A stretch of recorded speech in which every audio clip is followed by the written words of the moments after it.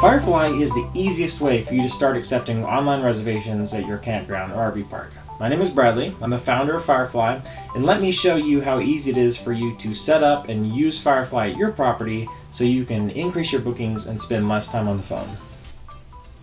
Alright, so the first thing you're going to see is the dashboard. So whenever you want to get everything set up, we're going to go over here to settings, and this is where we set up our property, units, taxes, everything. So we'll start off with the property. So you'll see here, this is where you set up your property name, email, website. You can set up your logo. You can set up a property image to show as a background on some of the other pages I'll show in a little bit. Your reservation portal. You can specify how far out to allow reservations and cut off date and times. Your payments, you can specify, whether to default email receipts for payments and so forth. You can specify what email addresses should receive a notification every time a new reservation is made, and even your kiosk information. So this is where you would set up all your property-related settings. And then there's all kinds of areas that can be set up here. First, we'll check out the add-ons. This is for whenever you're making a new reservation. You can toss on an add-on like a firewood bundle or a s'mores kit. Guests can choose an add-on at the time of the reservation, or you can add an add-on later. So you can add new add-ons there. Amenities are just everywhere on your park. Your 30 amp, 50 amp, concrete pads, dog park, all the possible amenities at your park, because then later on when we're setting up the units, we're going to choose which amenities apply to each unit. Coupons is where you can set up coupons for employee discount, Good Sam discount, group discount, things like that. Your email templates is where you can go edit any email template that's automatically sent to a guest. For example, when a new reservation is made, the guest will receive an email right away. You come here and you can see this is exactly what they'll receive, with kind of a placeholder for the guest's first name. So when the email is sent out, it'll say hello John or whatever.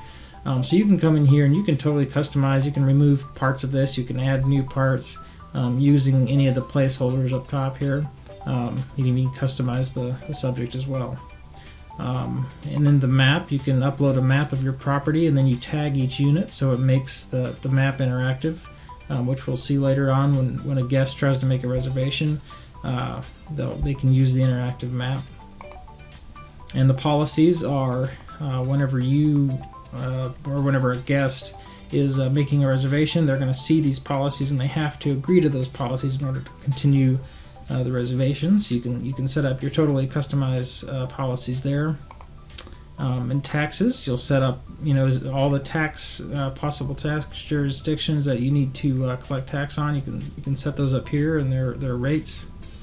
And then unit classes are just an easy way to kind of group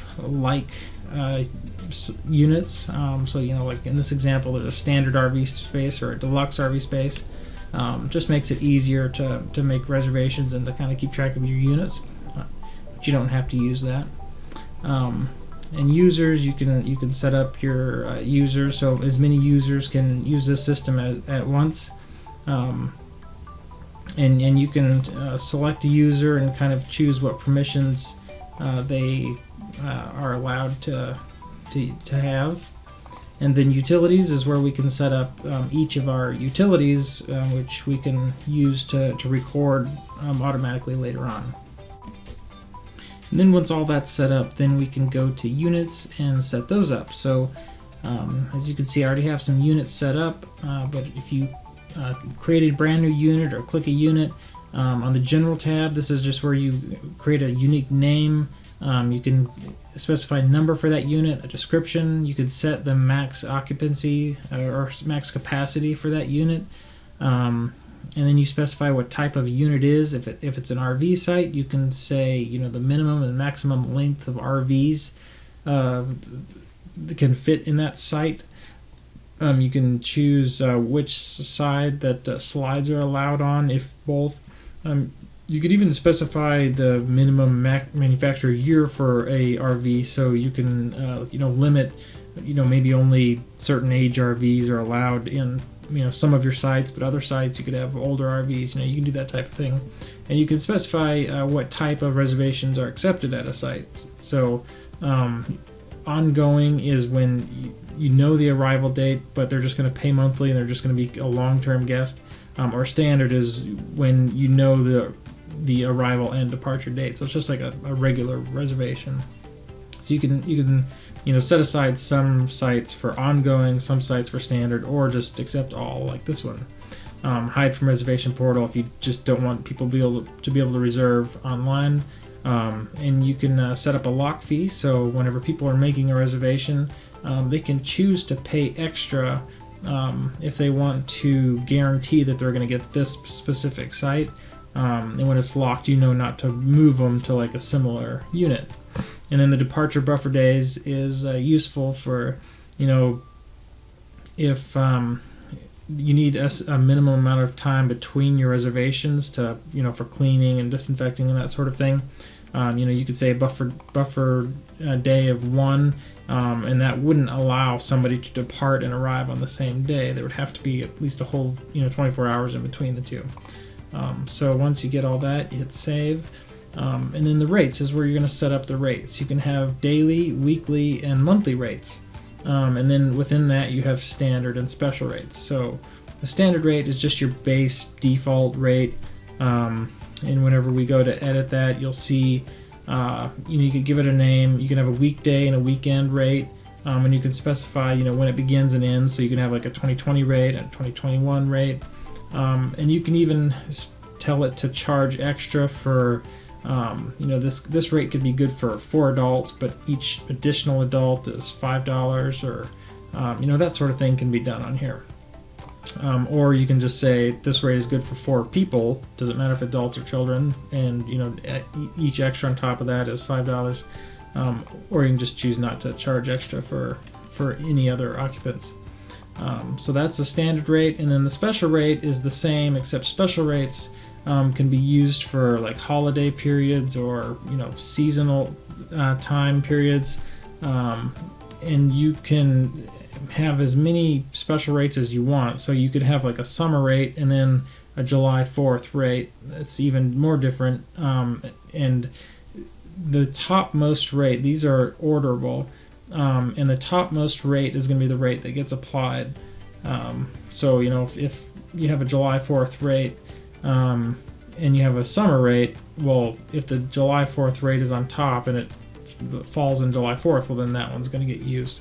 So with these special rates, they work the same, beginning and end date, but there's also advanced properties where you can say this rate only applies if the reservation has a minimum or maximum nights in the stay, and also the property occupancy. So if you want to have dynamic rates where you want to charge $50 a night if the property is only half full, but you want to charge $80 a night if the property is 95% full, you can do that using these dynamic fields here.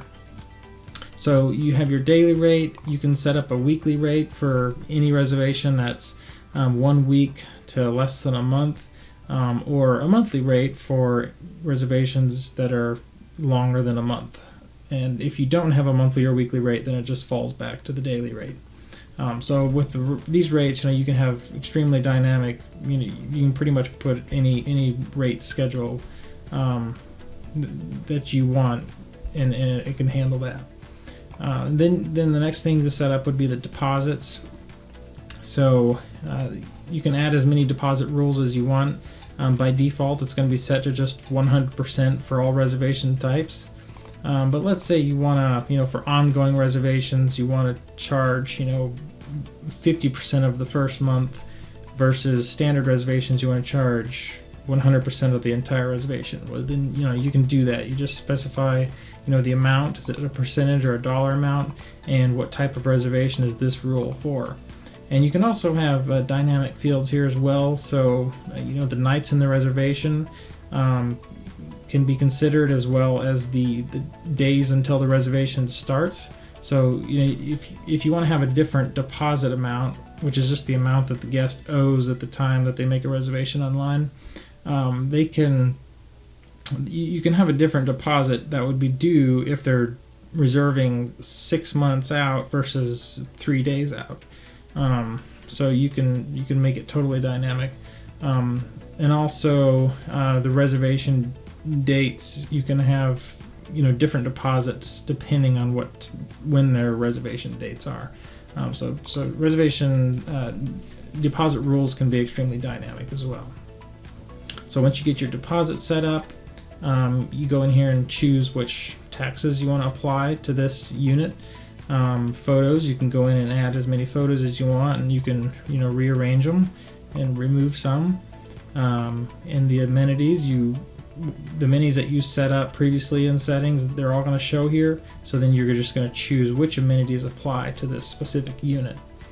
And then minimum nights, if you want to specify that during this particular time range there's a minimum night rule and it doesn't apply on weekends, well then it's easy as that to set up. And then blocks, or whenever you want to block out a unit, whether it's being repaired or an external reservation or something like that, you can block out a date range. You just choose when it is you want to block out and choose the reason why it's getting repaired. And if it collides with anything, as you can see here, it won't let you do that. So that's just a good way to prevent reservations from happening if for some reason that space is not available. And then utilities, this is just a quick little tab to see a little history of utility readings for this particular site. And then add-ons is a place where you can add required add-ons for a unit. So this is useful for like a security deposit or electricity deposit. So you can specify, when this add-on is required. So, for this example, the security deposit, it's only for ongoing reservations. So if somebody makes a standard reservation, this isn't going to show up on their reservation. But if they make it ongoing, and you can specify only if it comes from the reservation portal or elsewhere or everywhere, then you can do that. And you can really make this dynamic as well. So you could have some sort of a fee, like a pet fee, that's one pet per. It's one. Maybe you have a $10 pet fee that's per pet. So you could have it where it increases the quantity by the number of pets. So if they say they have 3 pets, well then you'd have a $30 fee here. And then also the required add-on can be dynamic based on how long their stay is. So that's most of the settings for a unit. So once you get all those settings set up, then you don't have to do that for every single site. That would take a long time. So a way to quickly make those changes. So let's say you get one site set up. First of all, if this is your first site to set up, you can then clone this site, however many times you want to. It's just going to make copies of this site. So then you don't have to go back and reset all those things up, which is helpful whenever you're first setting up your property. But another thing that's really useful is the import and export unit info. So basically you can import change settings from another site to this site, or you can export settings from this site to other sites. So let's say you want to make rate changes to your whole property. So you go to one unit, make the changes, and then hit export, and we can select all of the sites or just select some of them, and then choose what it is we want to copy. So if we just want to copy rates, we can do that, or if we want to copy everything, we can also do that. So it allows you to pick and choose what you want to copy to other sites, and it just makes it a quick way to set up your entire property. And then you hit continue, and it just quickly copies everything over. So now that we have all of our units set up, we have all of our properties set up, our add-ons, everything is all set up, we can get ready to actually create a reservation and actually use Firefly for managing our reservations. So the first thing we're going to do is let's actually create a reservation. So first we'll create one from like the back desk. So if somebody walks in or calls in wants to make a reservation, this is where you would do it as a user. So from the reservations section on the new reservation, first you would choose your reservation type. So short term or long term. Long term is if they don't know the end date, they're just going to pay monthly until they decide to leave. Or short term is just when you know the arrival and the departure date. So we'll just do short term for now. We'll say that long and 2 adults and 1 child. We're going to pick an RV site. And with the RV site, there's going to be RV slides and the link. You can choose whether or not this is something that you have to enter whenever you search for sites. And you can also, there could be lodging, which when you're choosing a different unit type, it's not going to ask you the RV fields. And so RV site, we have that specified, and then we can choose if there's any required amenities. So let's say we really need 50 amp. Well, then we can click that in order to only show us sites that are available with 50 amp. So you can see here we have 3 sites that are available, so we'll choose the first one there. And then next thing we'll need to do is select a guest. So you can add a new guest, or else you can search for an existing guest. So we'll just pick some existing guest here. And then if you want to go ahead and charge them for any other add-on, you can add that on right away. So let's say they know they want to go ahead and throw on a firewood bundle, so you can toss that on, and you can see the summary of the reservation, the unit and the add-on, and you can add as many units as you want here. If they want to reserve for a whole group at once, you can do that. So once you've got the unit and the add-on, you can choose where they heard from you, and you can customize what shows up in that drop down. And then you can also toss on a employee discount. These are all set up in the coupon section of the settings. And then you can choose whether or not you want an email to be sent to the guest. That would be like a confirmation email to let them know that their reservation was successful. So once everything is set up, we'll go ahead and create the reservation, and it's going to take us right to the reservation detail page where we can view all the information about this reservation. So we'll go back to the reservation grid here real quick, just to show you the new reservation that was just made. So it's Jordan Andrews here, and you can see as soon as he makes the reservation, it's going to show up on the grid. If anybody makes a reservation or is even in the process of making a reservation, you'll see it on the grid, so you know exactly what's going on at all times. So you can just click that, and it's going to take us right back to that reservation detail page. And the first page you're going to see is the units tab, and this is where you can see everything about what units they're staying at. So if there's multiple units, you would see them here. So you can see they're staying from the 14th to the 18th, and a little information about the size of their RV and the total and the occupants. And let's say that they just arrived, so you can go ahead and check them in, so it's marked as checked in. But then let's say you actually need to move them to another unit, so you can just click that real quick from the first day of the reservation, or even starting in the middle of the reservation, and then you can choose which unit it is you want to move to. So we'll say it's space 7B, we need to move them to that one. And you can recalculate the charges based on the new unit's rates. If the new unit is more expensive or cheaper, you can recalculate the charges based on that difference if you want to. So we'll click save, and it immediately moves it over to 7B. And then if you need to change stay dates, it's also easy. So if they want to extend their stay, or come later or earlier, they can do that. Once again, recalculate charges if you want to charge extra for that extra day that they're going to stay. You're probably going to want to charge for that. So click save, and that's done. So they've added on the extra day. And then you can also update occupants, convert it to an ongoing reservation, You can lock the unit if they decide they want to pay the lock fee, and even update the RV size if you need to change that information. So this is everything you need to know about the unit.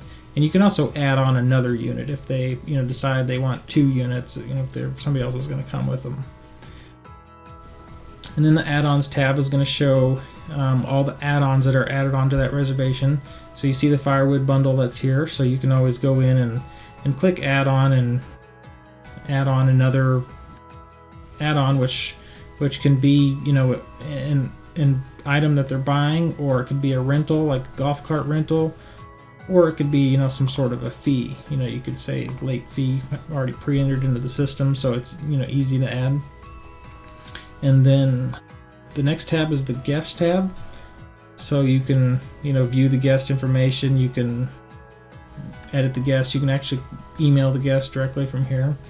And then the charges tab, just probably spend a lot of time here because this is where you're going to view all of the charges for this reservation.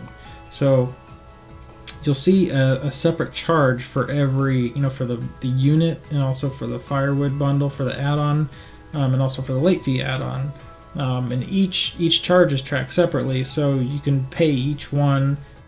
They could pay some of them, but not others, and then you can track the over. When it's overdue, they would automatically get an email say, "Hey, your late fee is overdue. You need to pay it." So as you can see right now, they're all unpaid. So we can go add a payment right now. So we'll choose all of them. It's $305, and you can choose cash, check, credit card. There's no payment method on file currently, but we'll get to that. So we'll just say cash for now, and we'll actually only do 2 of these charges. And then you can have an email them a payment receipt right away if you want to. And so we hit save, and that's automatically going to mark down the payment for each one. But let's say you want to add a credit card on file. You can just click add payment method, and you can actually add a credit card or a bank account. Credit cards or bank accounts are a little bit cheaper. It takes a couple days to verify them, but then you get a cheaper transaction rate. So we'll just add a credit card number for now. So we'll add our test number, and then we'll hit save. And then we'll go back to the reservation. So now you can see that the MasterCard is on file. And so now let's say later on you want to pay for a charge, make a payment using that credit card on file. You can do that. So we'll go to add payment. There's only one unpaid charge, and we're going to collect the payment now. And you can even schedule the payment for tomorrow or whenever. And we're going to use the credit card, and we're going to use the credit card that's on file. And you can email them a payment receipt. You can even notify them one day beforehand. Say, hey, your charge is your payment's gonna process tomorrow. So all that can happen. And so when I hit save, it's scheduled for tomorrow. And so tomorrow you'd show up and you'd see that payment automatically went through. And so then that's pretty much all there is to the charges. You can even have a reservation credit available. So if for some reason you want to give them some credit that can be used later on as a payment, you can do that. You can set up a recurring charge. So if you ever have like they want to rent like a storage unit and pay monthly for it, a recurring charge would show up. Or if they're an ongoing reservation and they're going to pay monthly, there's going to be a recurring charge here. And so that's just going to every month it's automatically going to create a new regular charge. So you can modify the recurring charge there. So that's all there is on the payments tab. Invoices, this is where you can actually go and you can generate an invoice. So we can select all of the charges there. And you can view it, you can download it, you can email it directly to them, and you can see it creates a nice invoice with your logo on it, so you can send that to them. And we'll go back to the reservation, and then you can see notes. You can go in here and add a transactional style note. You can click add note, and there's you can see who did it and when they added the note. And then the notifications tab is where you can see a history of all of the emails that have been sent to a guest. So on this one, there has not been any emails sent yet. But if there were, you would be able to see every email that was sent and whether or not it was accepted in the inbox, whether it was clicked and viewed. So you can know for sure when a guest claims that they are not getting that overdue charge notice. You can know for sure that they really are. So, and in the history tab, just shows you a history of everything related to that reservation. So you can see, when, you can see the unit was changed from this space to that space, and who made that change and when it was made. So you can kind of just see a history of what's going on, how that reservation was made, where they found you, that sort of thing. So that's how you manage a reservation. And if you ever want to cancel a reservation, you can just click cancel, and that'll cancel the reservation and free that space up again to be reserved. Alright, so now let's make a reservation like a guest would make a reservation. So this is our little demo website, Moonlight RV Park and Campground. So with your existing website, all you need to do is add a button. It says book now or check availability, like these buttons do. And when you click on that, it's going to open up the Firefly Reservation Portal, which is going to have your logo on it. This is the background image that you can set in your property settings. And you can even customize the secondary color here of the buttons. So once the portal opens, the guest can choose, if it's a long-term or short-term. A long-term allows them to book an ongoing monthly reservation. If all you do is allow short-term reservations, well, then you can just remove this. This can be removed from your portal. And so then you would set the arrival and the departure dates and the adults, children, pets.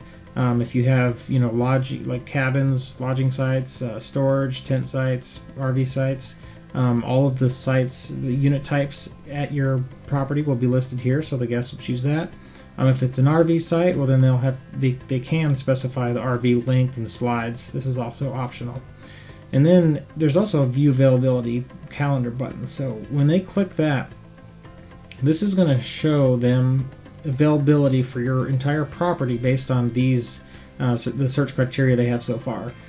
So if you are fairly booked, this saves them from entering a date, checking to see if there's any available, entering another date, checking the availability. So it stops the guess and check. They can just look at this calendar and see, okay, from this date range to this date range, there's 4 units available, 3 units available. So they can just look at the calendar to quickly see when that you have availability, so they can, quickly find an available unit. So when we hit search availability, first thing is you're going to see is the list of available units. You can see the available units are here at the top. It's going to have the price. It's got the pictures that you can zoom in and cycle through, all the amenities and the description, so they can look through all of the sites and see which one it is they want to book. So they can go ahead and hit book to add it to their cart. And if they want to add more units to their cart, well, then they can just keep on looking. And it's also going to show the occupied sites. If we scroll down a little bit, we'll show the availability of one of them, and you'll see that this calendar will show you the availability of just this site. So if they really want this one, they can look at the calendar and see, okay, from this date to this date it's available, so they know how to update their search criteria in order to be able to rent this site. And then it'll also show you the unavailable sites, whether it's because their RV is too long, or the slides are not allowed, or whatever the reason is. Minimum nights aren't met, that sort of thing. And you can customize that to show occupied and unavailable sites if you want, or you can hide those. And you'll also see a join waitlist button. You can click that if all of your sites are occupied and somebody really wants to make a reservation.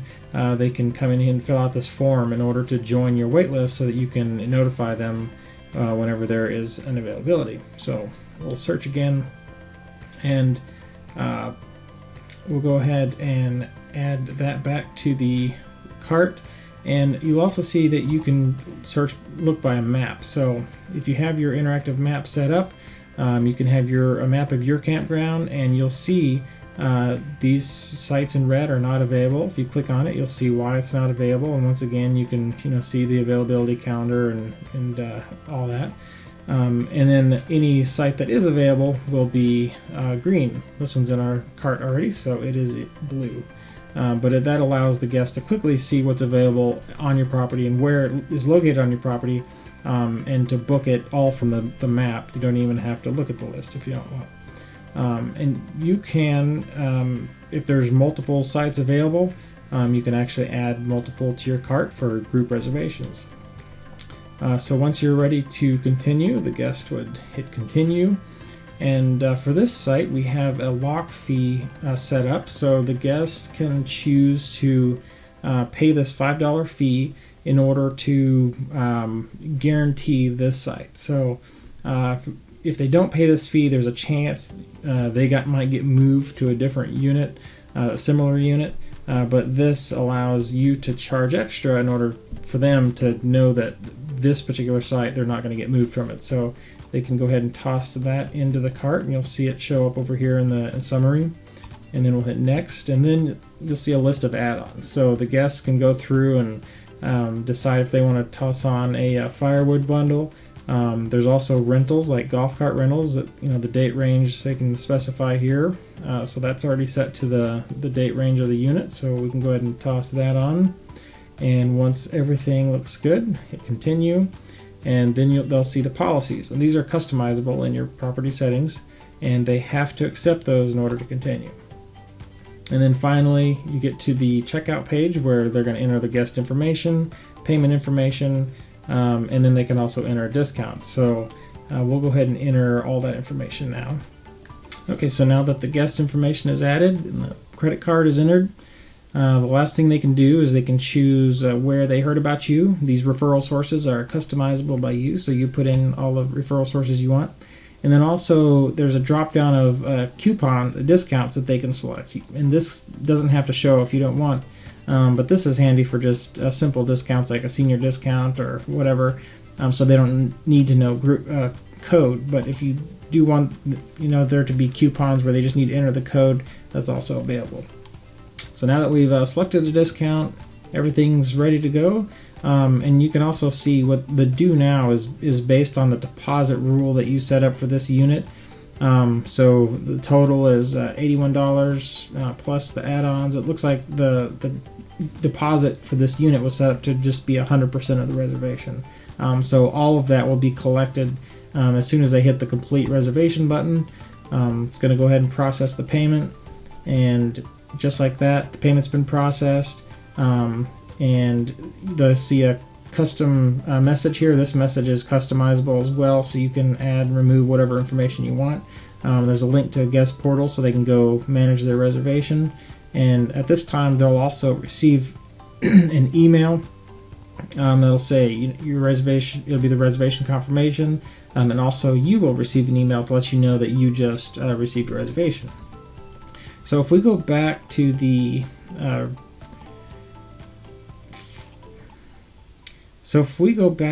reservation grid, and we're going to refresh the page now, and there it is, John Doe just appeared. That is the reservation that was just created, and you can see the little lock symbol to show that they paid that lock fee.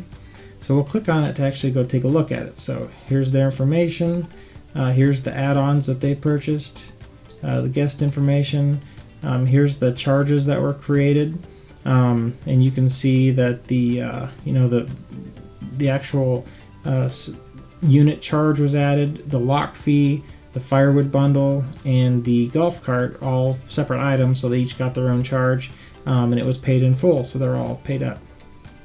And their payment method is on file, so if they do purchase an add-on later, it's easy to do, and you can go ahead and charge them. You don't even have to re-enter the credit card information. And then the notification tab, you'll see the email history, so that reservation successful email that was sent to them. If we click on that, you'll see that is the exact email that they received, and so you can get a preview of it. You can also resend it if for some reason they didn't receive it. So that is all it takes in order to receive a reservation. You'll find that guests make reservations at all hours of the night. We found that almost 80% of reservations are made before and after regular business hours. So You'll find this saves you a lot of time because they're making the reservations on their own as opposed to calling in and you doing all this manually from the back end. This is the reservation grid. There's also the add-on grid, which is similar, but we'll choose the golf cart just to be able to see, with the golf cart you have a limited number of golf carts available. So, in this case it looks like there's about 10 of them, and so you can kind of get a visual on when you're running low on available golf carts. You can see like quickly from January 5th to the 8th, that's the golf cart we just rented, and there's also somebody renting one for a long time, so you can just get a visual on add-on rentals just like you do on the reservation grid. And then to search for a reservation, by default, the most recent reservations are going to show up here. Here's John Wilkerson. But if you know the lookup code, you can look up any reservation or any part. We can just search for part of a guest name, and you'll see all of the reservations that match that. Or you can search just for a date range, or whether it was canceled last week or created today. You can look it up like that as well. I'll also show what it's like. We'll go back to the reservation portal real quick because we're going to look up a long-term reservation, and we'll see how similar that is. Because with that, you just need to enter the arrival date, and then for this one we'll say lodging. We'll search availability, and on this one I'm going to actually look for. I'm going to go a little further in the future so I can find. We're going to go with cabin 1. So we're going to book that, continue, and here's where you're going to see the lock fee. So they're going to see that the site you've chosen is not guaranteed, and so you can lock this to guarantee it. So for $10 extra, they can say, sure, that's worth it. So we click next, and you'll see here also there's a cleaning deposit that was required for this unit. So when we were setting up the unit, you saw the required add-ons. This is perfect for that. So allows you to collect a cleaning deposit that's mandatory for that particular unit. But they can also toss on, if they want to go ahead and get a s'mores kit, they can do that. And then we're going to go through and fill out their information again. And then once all the information is entered, we're going to complete the reservation. And once again, here we are, cabin number 1, Mary Smith, all of the details. So we're going to go back to the reservation grid, and we're going to go find cabin 1, and I think we need to scroll over a little bit, probably go into the next month, and see there's Mary Smith starting on January 22nd. And you can see the green. The green is guests that are long-term, ongoing reservations.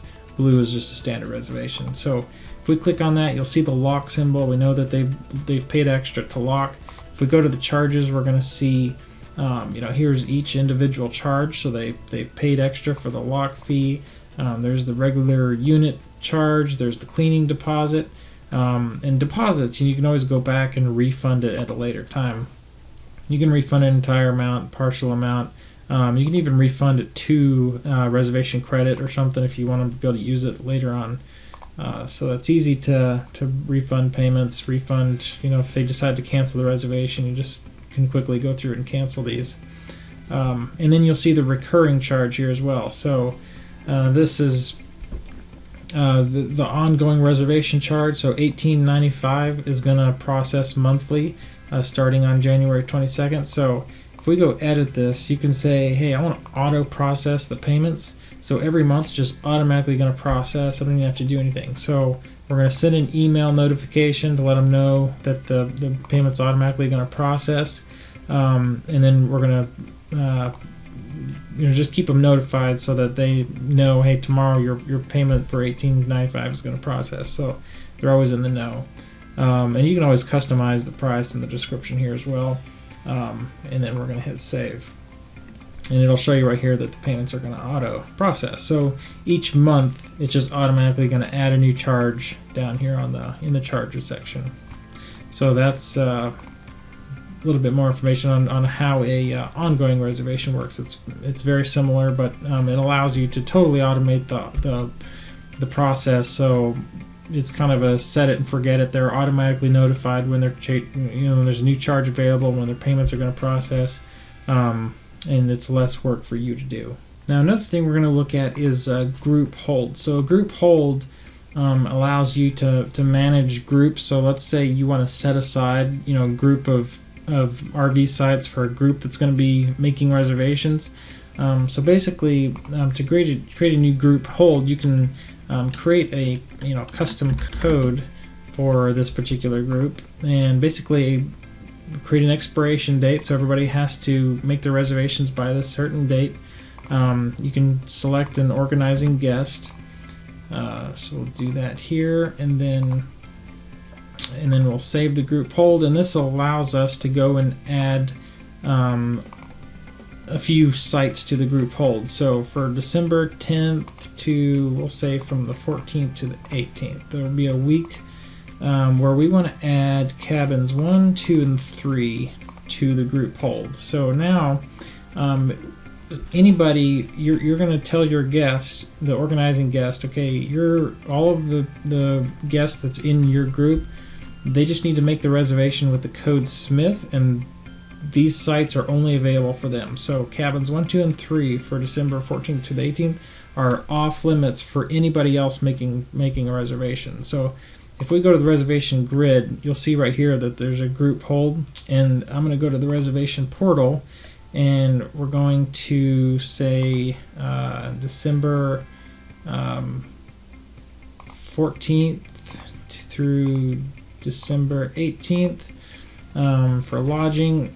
We're going to search for availability, and you're going to see that nothing is available. But if you enter the group code, this makes them available for rental. So this allows you just easy way to set aside units for groups to be able to reserve on their own and pay individually. Another thing I'm going to show you is under the property, there's an easy way to block units as well. So let's say you have a particular weekend or a season that you just want to block all, like your whole property is closed.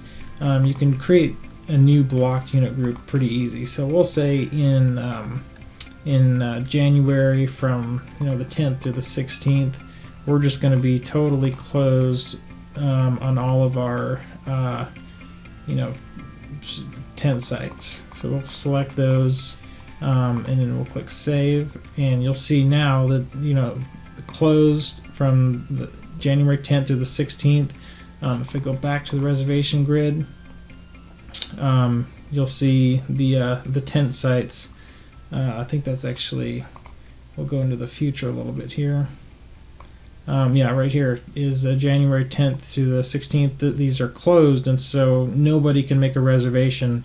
Can't overlap that at all because those sites are just totally closed. So it's easy to go back and manage that just by clicking it. So it's easy to block off sections of your property. And one other thing we'll show for your property is recording utilities. So if you charge electricity, let's say you go read your sites today, basically there's just going to be a list of all of your sites, all of your units, and it's going to show you all the guests that have been on that site since the last time that you read the utility. So since August 25th, there's only been one person because that's an ongoing guest. So basically you choose the person that you want to add charges to. So Connor Willis here, he's the only person that's been on that site. The previous reading was 2,100. The new reading, we'll say, is 3,500. And so you can collect payment now. You can actually set up the payment so at the top. So if we go to the top, you can say, okay, send a new charge email notification. So for everybody that we add a new charge, they're going to get an email saying, hey, you have a new charge for $15. You can go pay it on the guest portal. And you can say we're going to collect it now, or we're going to say, hey, we're going to schedule the payments for next Tuesday. We're going to email a receipt whenever the payment processes, and we're going to email a notification 2 days beforehand to let them know that there's going to be a payment that's going to process in 2 days. So once you set these settings up top, then anytime that you go apply a charge to a guest, you can choose whether or not you want to apply that. So, for Connor Willis here, we recorded the reading. We're going to go ahead and schedule a payment and add the charge, and then click save. And that's all it takes to save the readings. And so you just go down the list and do the same thing. So, for like this space, you can see there's been quite a few people since the last time the meter was read. But in this case, maybe we don't want to charge anybody, but we still want to, put in the reading. So put save, and so now you can see the previous reading was today. So it makes it really easy to go through and save all of your readings. So if I go to the reservation grid, and I'm going to look for Connor Willis here, so that's who we just recorded a reading for. Go to charges, and here we go. We can see there's the utility charge that was just created, and the payment's already scheduled. That's pretty much all there is to recording your meter. It's extremely easy and allows you to quickly collect payments for those. So now let's talk a little bit about reports. So we got the reports and the dashboard. The dashboard is first thing you're going to see every time you load Firefly, and it just has a quick little graph of your current occupancy, and also a reservation revenue chart, so you can see every month what your revenue is for this year and the previous year. So it's a quick little way to see how your park is doing, and also just some total numbers for the month and the year. And then also you're going to see the recent payment activity, so you can just quickly see all the recent payments that have happened, any upcoming recurring charges that are going to be processing. Overdue charges are important, so when things are red, you need to go check into those and see why they're not paid. And then of course upcoming arrivals and departures, so you can see who is coming and going. And then if you go click on reports, we have quite a list of reports that are available. So any information that's in the system, we can get out of it. So there, for charges and payments, you could go see payments received, and then you can choose last month. We're going to look for all credit card payments for either point of sale or charge, and then or all. And so then it quickly just gives us a list of all of the payments that have happened and who the guest was. That sort of reports are available. And you can look up reports like revenue by unit. So you can do for last month, it'll give you a list of all your units and what the revenue was per unit, so you can see which units are making you the most money. There's taxes collected, unpaid charges, things like that, so you can stay on top of your bookkeeping. Coupon usage, if you want to see how many coupons have been used, and then reports like your arrivals and departures, so you can see who's for this particular day. So let's say just that's probably not going to return any results. Oh, there's a couple. So you can see for the 14th to the 15th, here's who my arrivals are on those days. So you can pretty much get any information out of here. Referral sources, if you want to see a breakdown, so we'll say last month, Google search, you can see like a total of like where people are hearing about you. So that Firefly collects a lot of data, so these reports are just your way of getting that information out. Utility readings, add-ons sold, there's all kinds of reports here. And you also may want to keep your guest in the loop, so emailing guests is a quick way to contact all of your current or future guests. So if you click email guest, you'll see you can choose all current guests and future guests. So let's say you want to send out a newsletter to all of your current guests. Well, you just select current guest. You can go ahead and choose all of your current guests, and then you can even load up a custom template. So you can create a custom template called newsletter, like I did here, and then you just need to go through and complete the template. and it's going to be totally customized. So say hello John, and it'll seem more personal to them. So you just need to fill it out, and then you can send it, and just a really easy way to stay in contact with all of your guests. And also, if you just want to email just a particular guest, let's go to a reservation, and we'll say, Jordan Andrews here, and you go to guest and you click email guest. It'll take you back to that same page, and they'll already be selected. So you can go ahead and send an email just to Jordan. So if you want to tell him, hey, you need to clean up your site or whatever, you can do that. And once again, if we go back to his reservation, any email you send through there would show up on the notifications list here. Another thing we'll look at is the guest portal. So guest portal is available for any guest to be able to go and manage their reservation, to make payments, to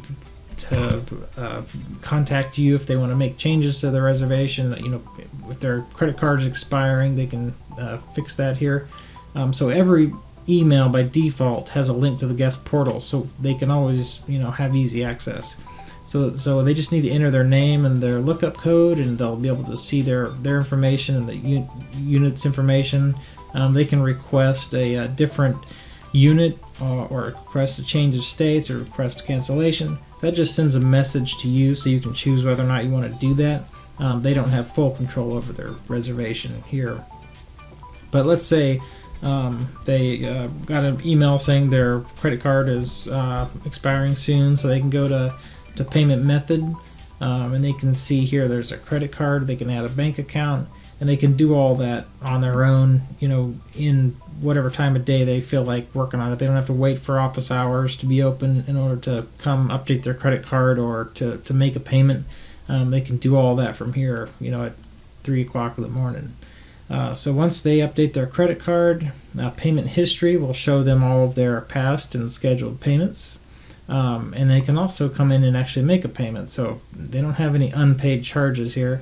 But if they did, then they could go ahead and make the payment right away. And so it's totally convenient for them to do that, whenever they want to. And then just a quick little contact page. So if they want to contact you for any reason, then it's easy for them to do that.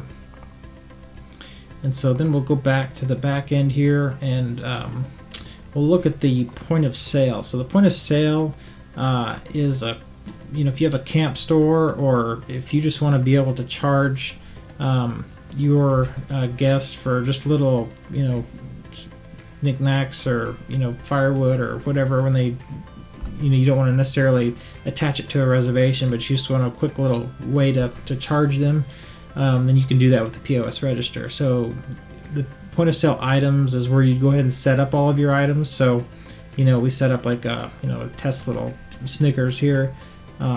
So whenever you edit that, you can choose the taxes and the price and the cost and all that.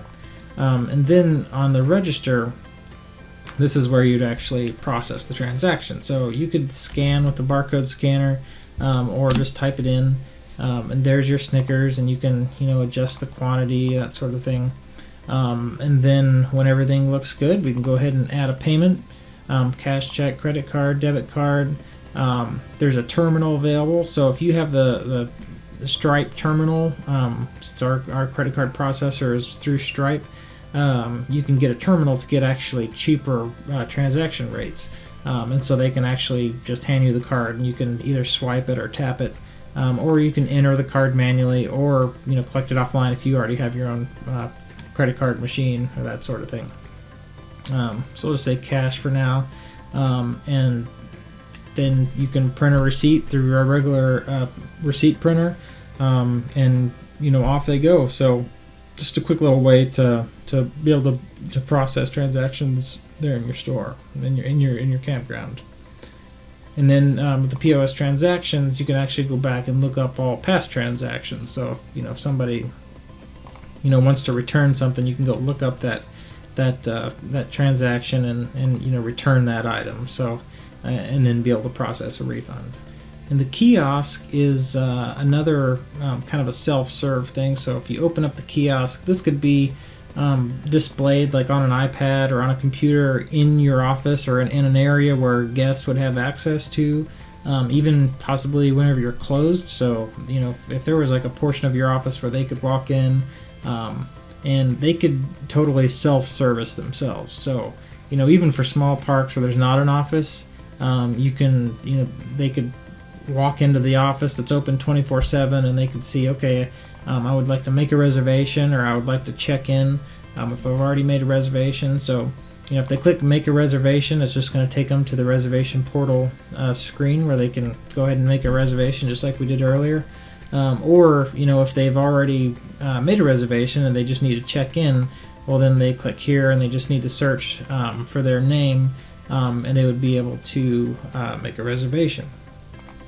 So we'll go ahead and look up a guest that's going to be coming soon, which is me, and there it is. We found my reservation. It's got the details on there, and then we can go ahead and check in, and they can make their way to their stay, to their space.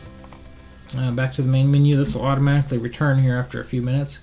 But also you can manage a reservation. So if you have this set up in your office, a current guest of yours could walk in and click manage my reservation, enter their lookup code and their first name, and it'll take them to the guest portal where they can do the things we did earlier, update the credit card, make a payment, and that sort of thing.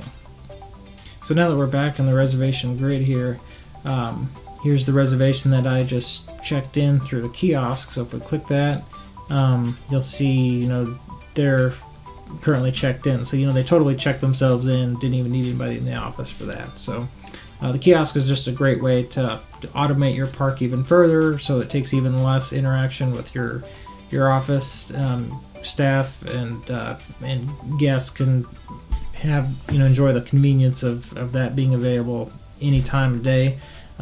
Somebody rolls into your park at 9 o'clock at night and the office is closed and they haven't made a reservation yet. Well, it's just an easy way for them to go ahead and make a reservation right then and there, and feel comfortable about the process. So I hope you enjoyed the demo of Firefly. It's a system that we put a lot of a big priority on automation. We want it to do as much work for you as possible, so that you do the least amount of work that you have to do. And we wanted to make it extremely easy to learn, easy to use, easy to start using. You can go to our website right now and click create an account, and you'll have immediate access to the dashboard that looks just like this. In fact, if I open up a clean park, this is what your dashboard will look like as soon as you create an account. So you can right away go in and start adding your units, configure your property settings. And I highly recommend watching the Getting Started training video. So we walk you through the actual process of starting with a clean slate and setting up your property. We make a little button right here. It says support request. So you can quickly send us a message, if you have a question or if you're not sure how to do something. We're always easy to get a hold of, so you can be comfortable knowing that you're going to have help setting up the property. Start create an account right now and start playing with it and see how well it can work for your property.